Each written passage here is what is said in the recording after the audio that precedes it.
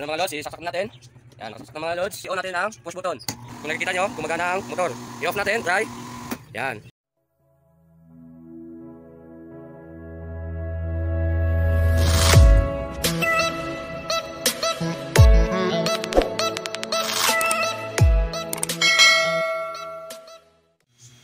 Once again mga Lodi, this is Wako TV. Sa araw na ito, panibagong tutorial naman ang i-share ko sa inyo. Ang tutorial na ito mga Lods ay tungkol sa motor control. Bago ko po simulan ang pag-wiring mga Lods, please like and subscribe and pakit ang notification bell button nang updated kayo sa aking susunod na mga video. Ayan po mga Lods, nakalagay ng ating on and off push button. Meron tayong magnetic contactor na gagamitin. Wala lang tayong magnetic relay. Kaya ito na lang po ang ating gagamitin. Kahit na walang relay, pwede naman to gamitin sa ating motor. Kaya ito lang muna ang i-share ko sa inyo. Sa susunod na vlog, bibili ako ng magnetic relay para makita nyo naman kung paano gamitin ang magnetic relay sa ating motor control. Bago ko simulan ng pag-wiring mga Lods, ipapakita ko muna sa loob ang laman nito ng ating on and off push button. Tanggalin dito po yung pinakailalim, tanggalin lang natin. May thread po ito sa ilalim mga Lodi. Yan. Yan po ang pinakaloob ng ating push button. Ito po ang terminal na ito mga Lods. Pwede tayong maglagay dito ng tatlong motor. Dahil may tatlo tayong terminal.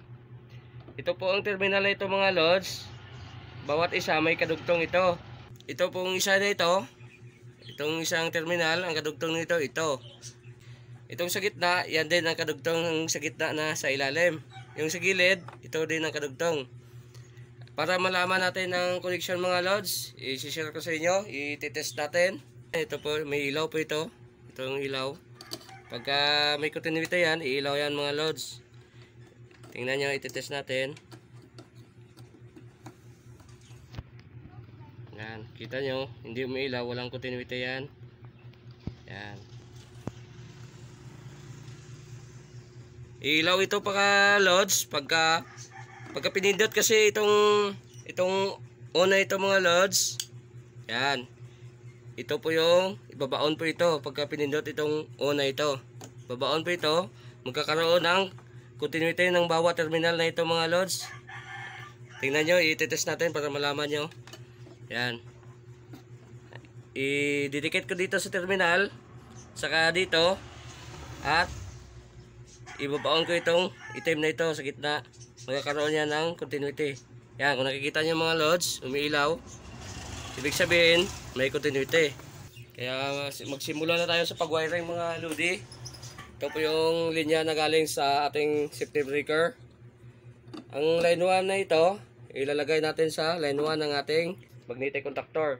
Saka ito yung line to, yung isang wire, dito din natin ilalagay sa pinaka line to ng ating magnetic contactor. Higpitan lang natin. Medyo i-twist lang natin yung pinaka wire at saka higpitan.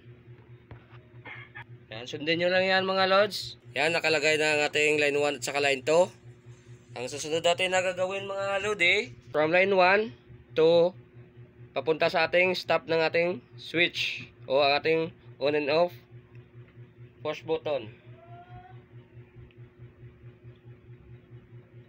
Ito po, ilalagay natin dito.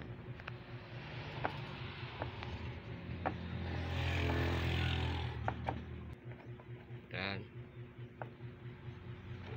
At saka itong isang dulo, dito natin ilalagay sa terminal ng ating switch dito sa ilalim.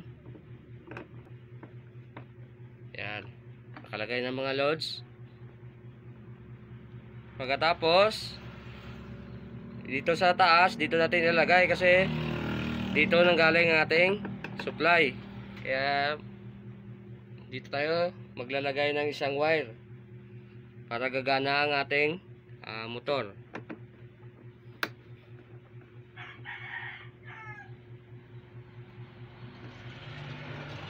Yan. Pagkatapos, ang isang dulo ng wire ilalagay natin sa A1. Ito po yung pinaka A1. Itong A1 at saka ito mga lods. Dito natin ilalagay sa A1.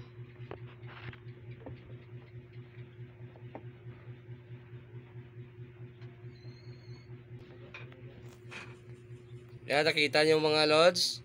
Ang susunod natin na gawin, from line 2, itong line 2 na to mga lods. Line 2, ilalagyan natin ng wire. At ito naman mga lods, yung dulo ng ating from line 2 na wire, i-jump natin ito sa ito. Ito po yung ito mga lods. Ito po yung ating auxiliary. Ito.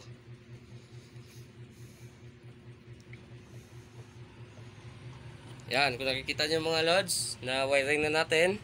Saka itong ating push button, takpan na natin mga lodi. Kasi nakita nyo naman kung paano natin i-wiring sa loob.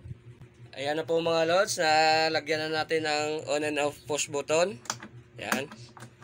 Ang susunod natin na gagawin, lalagyan natin ng wire ang load side ng ating magnetic contactor.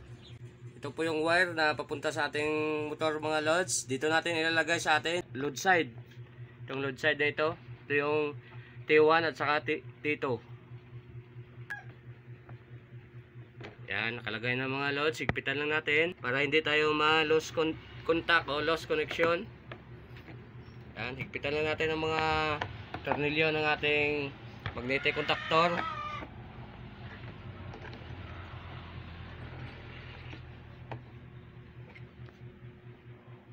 I-splice na natin mga lods. Ito po yung wire ng ating motor. Ito po yung kulay green yellow. Ito po yung ating body ground. Pwede na natin hindi gamitin ito mga lods. Pero dapat pagka nag-wiring tayo ng motor, ang gagawin natin, babaon tayo ng bakal sa medyo maputik na lupa. At dito natin ikakabit sa ating kulay yellow green na wire. Ito po yung body ground. Para kung halimbawa mag-short ang ating connection, ang ating motor ay maprotektahan ng itong wire ito. Kasi ito magpoprotekta pagka nag-short eh.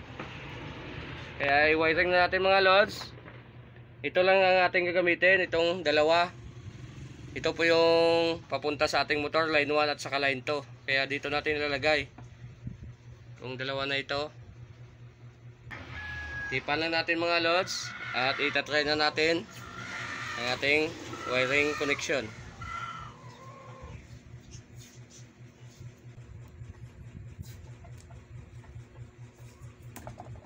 Natapos natin may wiring mga lods, i-check muna natin, baka may short circuit tayo. From line 1, line 2 papunta sa ating switch, papunta sa E1. Saka yung line to papunta sa ating ito. Okay naman nating wiring. Ito na mga lods, isaksak na natin. Yan, nakasaksak na mga lods. I-on natin ang safety breaker. Yan, naka-on na. At saka i-on natin ang push button. Yan, kung nakikita nyo mga lods, gumagana ang ating motor. Para makita nyo, buksan natin. Makikita nyo na gumagana. Yan. Kung nakikita nyo, gumagana ang motor. I-off natin. Try. Yan. On. Yan. Kaya tama ang ating wiring mga lods. Kaya kung gusto nyo na matuto, at panoorin nyo lang aking video, patapusin nyo, at sigurado ako matututo kayo sa pag-wiring. Kaya salamat sa inyo mga lods sa patuloy niyong suporta sa aking YouTube channel.